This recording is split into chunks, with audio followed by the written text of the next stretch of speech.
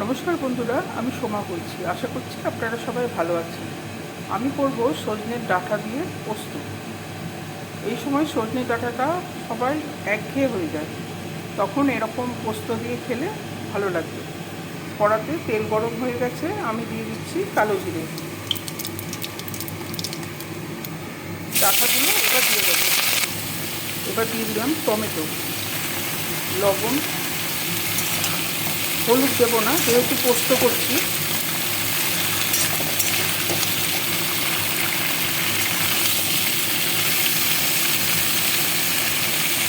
জল দিয়ে ডাঁটাটা সেদ্ধ হতে দেবো। কয়েকটা কাঁচা লঙ্কা ফাটিয়ে দিলাম।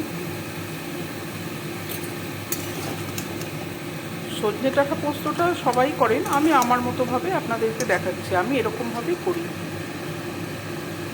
তবে খুব টেস্ট হয়। আপনারা করে দেখতে পারেন এরকমভাবে। ডাঁটাটা সেদ্ধ হয়ে গেছে, এবার আমি পোস্ত বাটা দিয়ে দিচ্ছি।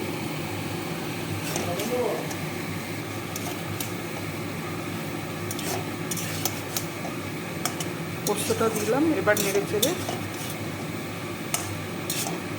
একটু শুকনো শুকনো করবো।